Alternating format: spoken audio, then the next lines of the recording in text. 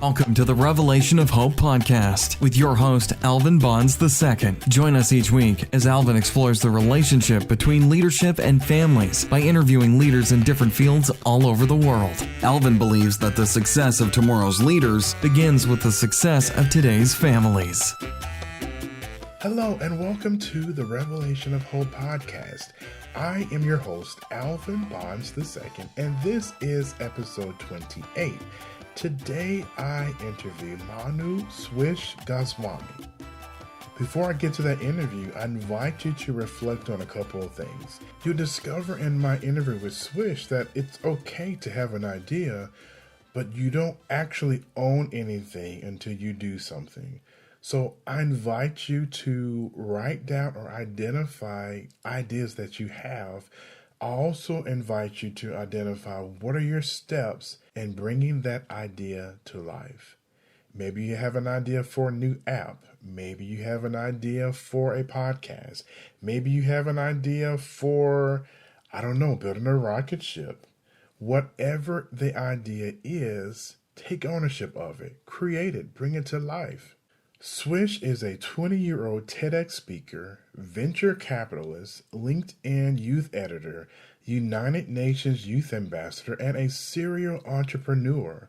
After successfully building Technotronics Incorporated, a wearable startup, Swish is now the co-founder of Dunk Media, a sports media conglomerate heavily focused on social media by establishing and growing a media network of over 10 million followers, hyper-focused on basketball.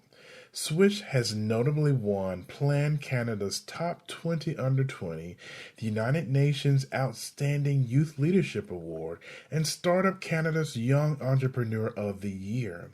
Swish has been recognized as one of the world's most accomplished teenagers by Future Sharks, one of 10 Gen Z experts to follow by Forbes, and the face and future of Canadian entrepreneurship by UPS Canada. Swish serves as an advisor on the board of a collection of organizations, including Canadian Student Debating Federation, Literacy Empowers Foundation, Children of Hope Uganda, and Beat the Street. In addition to his entrepreneur ventures, Swish is also a contributor to the Huffington Post, as well as enlisted in the National Speakers Bureau database. It's an honor to have Swish on for today's podcast. Well, Manu, thank you so much for joining us on the podcast. Would you take a moment and tell us about you? Absolutely. So I was born in Singapore, which is actually where I'm currently. I returned back for the holidays to meet my father, who currently lives here. But I was born in Singapore, very entrepreneurial as a kid. I danced a lot. I played a lot of video games. I was just a kid doing so much, like I was also debating. I was really good in school. I was drawing comic books on the side. And one fine day when I was around 8 years old, came back home from school, my dad, who's an engineer by trade, wanted me to just get some experience building something. And so basically he was able to get me to build a hovercraft within 2 months. We built a retrofitted hovercraft from scraps, basically. We sold it for $200. I bought the Nintendo DS with a Super Mario Bros. Expansion pack, which was super awesome. Yeah. And from there, I basically continued on my entrepreneurial journey, where when I was 14, I joined a program, which was a national incubator in Canada when we moved to Canada. We won Alberta's Company of the Year for a custom lapel pin company. We were nominated for Canada's Company of the Year. That gave me an incredible network then to be able to really start focusing on my entrepreneurial career, because it was really between entrepreneurship and law for me. I was a kid that really wanted to do everything. And so entrepreneurship was super appealing because I could really go to bed as a doctor, wake up as an engineer, and have lunch as, something else. Like I could just be every single occupation and work in every single industry, which was really, really interesting for me. So in high school, started a couple of nonprofits, won a few awards, got a bit of recognition from that. And then university came around, where I went to Toronto for university, studying peace, conflict, justice studies, and ethics, society, and law, nothing to do with business, but still had that entrepreneurship bug just on me and continuously biting me.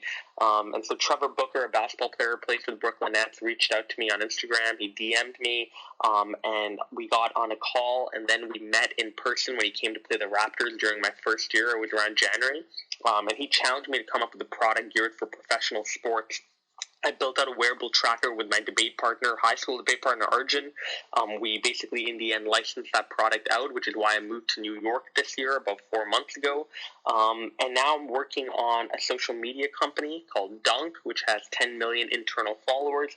Along with that, I'm also working on a tool to be able to help celebrities and influencers better connect with their top fans called Superfan, which hopefully will be an iOS and Android app coming out in March. I speak around the world for the National Speakers Bureau. I write a lot on LinkedIn, which is like my outlet for being able to get my thoughts out. And I'm working part-time for Trevor Booker's venture capital firm, sourcing him a lot of deals from young founders. So that's basically the story of Swish in a nutshell. And that's pretty amazing to have accomplished so much and, all under the age of 20. That's pretty amazing. So I'm curious, how do you... Appreciate it. Yeah. How do you, what keeps you grounded? Because you have accomplished a lot more than, some people twice your age. What keeps you grounded? Well, I wouldn't have a mother who is probably the most ruthless mom you will ever come across. So on LinkedIn, on Facebook, she basically just roasts me for everything. Like, look, I think I sound like I have everything figured out, but when it comes to like street smarts, I'm not smart. Like, I can't do the dishes well. I can't do my own laundry. I'm really terrible at cooking. I can't drive. So I just know that like there's so much that I suck at. That's what kind of keeps me grounded, is by people pointing that out to me.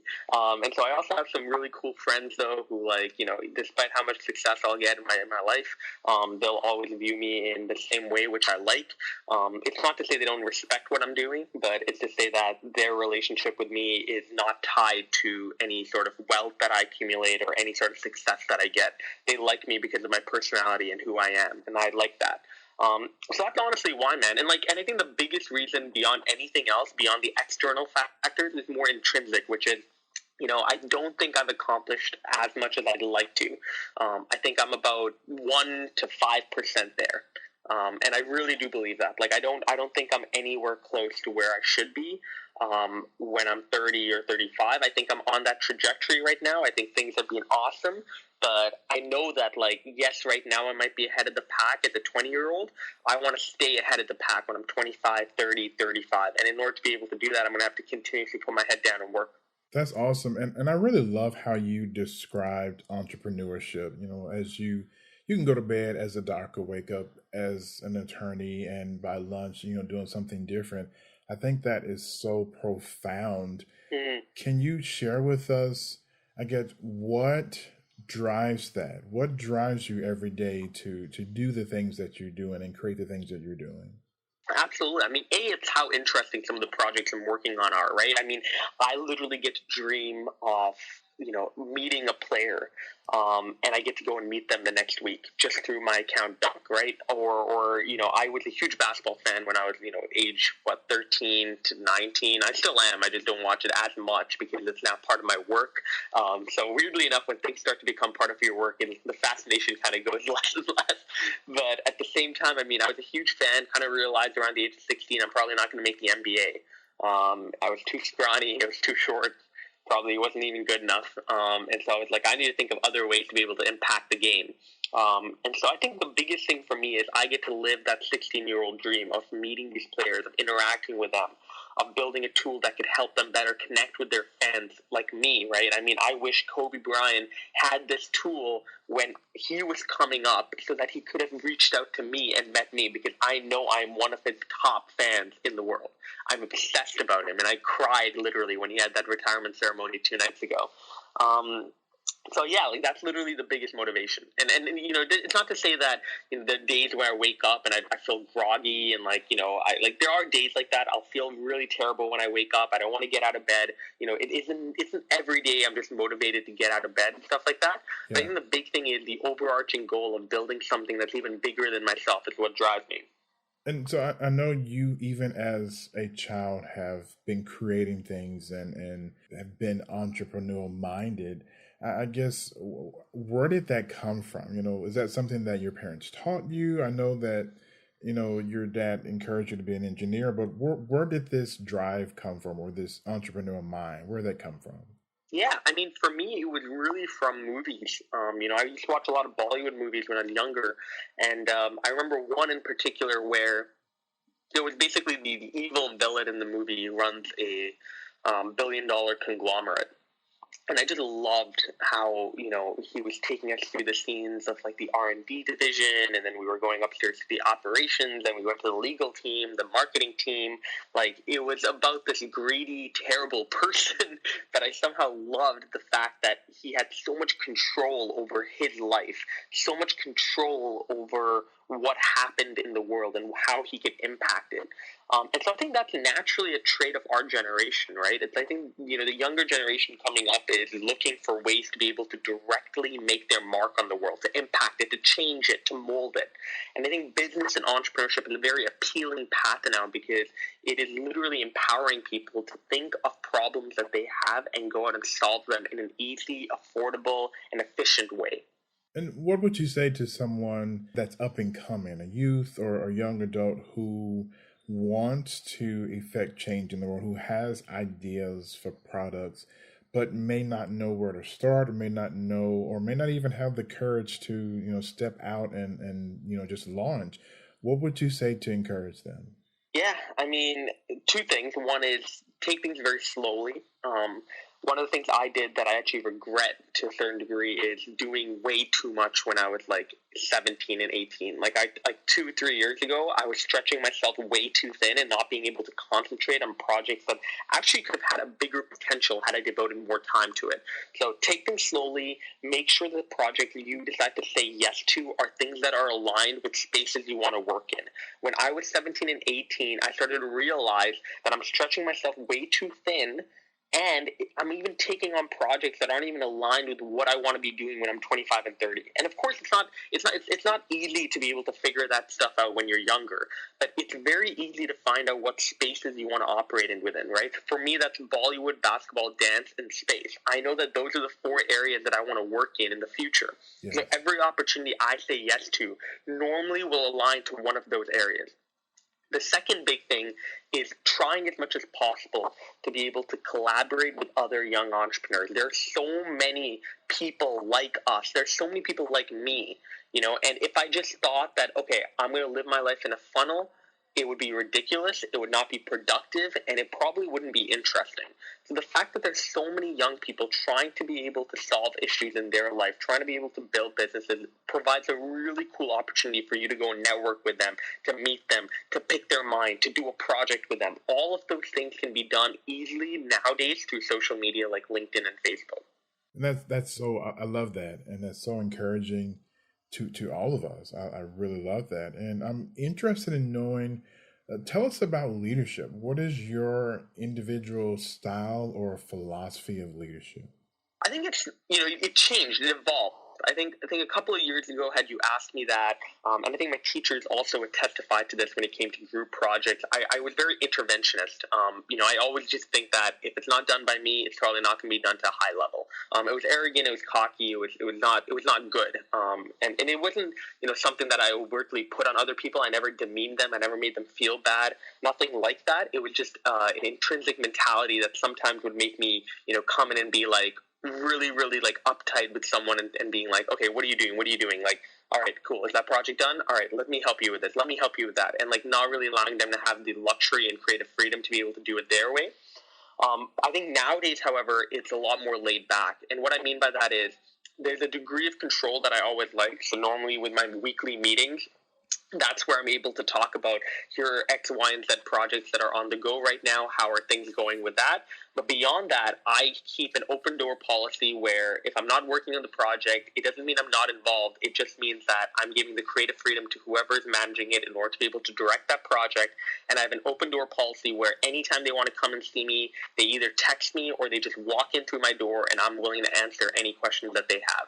So I think that's kind of my leadership style, is being able to lead from a far distance, but still always maintaining a presence and a control. And I know you talked about your style of leadership evolving, and I imagine it will continue to evolve, but I'm curious what or who has informed this particular style of leadership? Yeah, it's a great question. I mean, I think two things. One is my dad, for sure. I mean, my dad is currently the vice president of an oil and gas company called Black and Beach, and I've seen him evolve as a manager to a director to now being a vice president, like an executive, and I've seen his leadership style drastically change.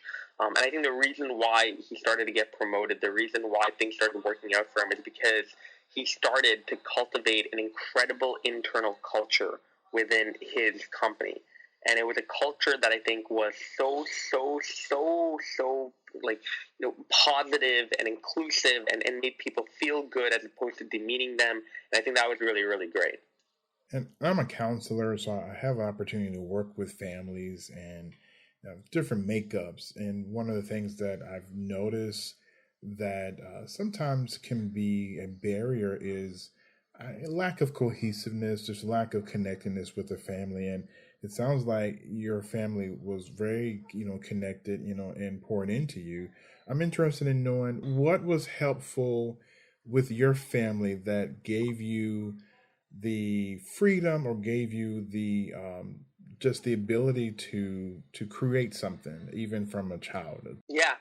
I mean, look, it was twofold. I think one is my family never really put any strict controls over what I was supposed to do. They just let me do whatever I wanted to, which was great. And I think the second thing, which was great also, is along with being able to give me that freedom, they were incredibly supportive. So, when I moved out to New York, being able to pay the bills, being able to help me out with anything that I needed, being able to connect me with people, providing that emotional support, that's just such great underrated things in my opinion, especially the emotional support that can really go a long way, especially if you're trying to move to a brand new area like New York where you really feel alone because it's such a big city when you first come out to it. But I think, like those two things. And then, I think they're the best. Like my parents, both of them have lived out their lives in such a way where they've given. And they've lived lives, not only being able to give to the community and giving to their friends, but also giving really back to me and to my brother. And that's something that I know we'll never be able to pay back. But, I think it just goes like every parent, which is if you have positive, inclusive, wonderful parents that encourage you to do as many things as possible, you will flourish. Yes. And I had an opportunity to listen to some of the interviews you've done and watch your TEDx talk. And one of the things you talked about was overcoming perceived barriers regarding your speech impediment. Would you talk to us about what that is like in overcoming perceived setbacks and how you have used that to continue to become successful? Yeah, man. So 7th grade came around, and my speech impediment became really, really bad. I couldn't say S's properly. I couldn't say R's properly. Couldn't say my own name at times, which kind of sucked. My full name is Swish, so very long name, and has a couple of S's and R's as well. I think the big thing here is, I never got bullied, which was great. That was one thing which I'm very, very appreciative of, is the people that I surrounded myself with were incredibly accommodating and never made fun of me, anything like that. But of course, I'm not stupid and naive to think that people with impediments like that don't get bullied altogether, right? I bet you there are people with speech impediments or even worse impediments like physical and mental impediments that, get ostracized and barred from opportunities that they could otherwise tap into. And so for me, I think the huge thing that came around was starting to accept my impediment for what it was and putting myself in the most uncomfortable positions possible. I joined debate. My brother had won Worlds in grade 12, and I was on a mission to be able to show that I also could debate really well. And in grade 10, I made it to the Canadian national debate team.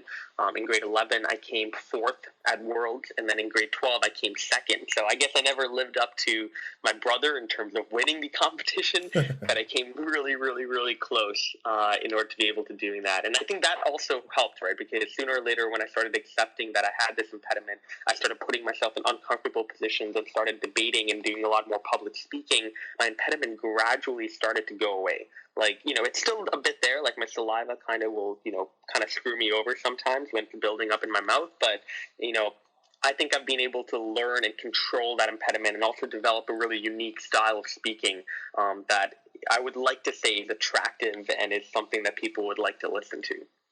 That is so powerful because so many people have whatever the impediment may be, whether it's mental, whether it's physical, and feel as though they cannot move, they cannot accomplish things, they cannot create something. And you are living proof that you can. And what I love is that you embraced it and you put yourself in uncomfortable situations and you never stopped setting goals for yourself and working towards those goals. That's awesome. I love that.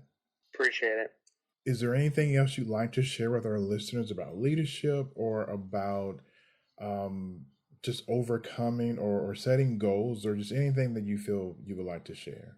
For me, I think the big thing is get off your ass and start working. I think 2018 is going to be a great year. I think a lot's going to happen. And if you are a person that last year, when 2017 was coming around, made a goal to start a business or do a project and it didn't happen this year, start reflecting on why, and then past reflecting on why and setting new goals, actually go and do something. The world we live in is very simple in my mind. I like to simplify things as opposed to overcomplicate it. And when I simplify things, I understand something very simple, which is if you're creating an app, go on envision.com, create a simple wireframe/prototype, which any humanities student also can do.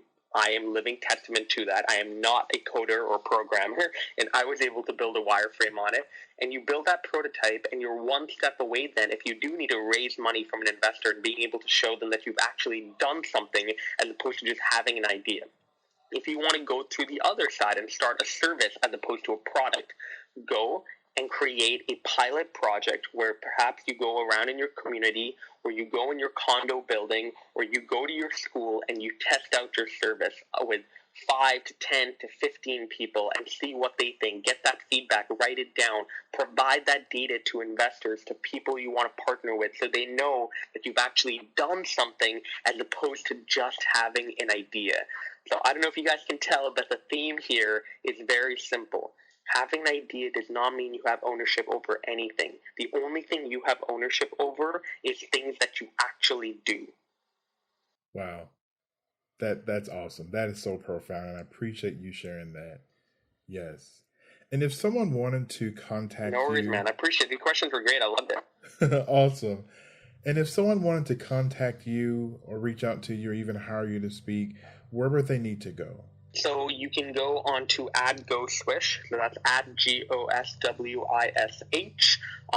and that would be for not only Twitter, but also Instagram and Snapchat. And then for LinkedIn, which is probably the most direct way to reach me, that's just Manu Goswami. Awesome. Thank you so much for listening to this podcast. Please be sure to subscribe, as well as providing a rating and review. Every week, I will interview a different leader and invite them to share with us their views and perspective on the relationship between leadership and family. Be sure to visit my website. It's www.alvinbonds2nd.com. That's ALVINBONDSII.com. Have a great day.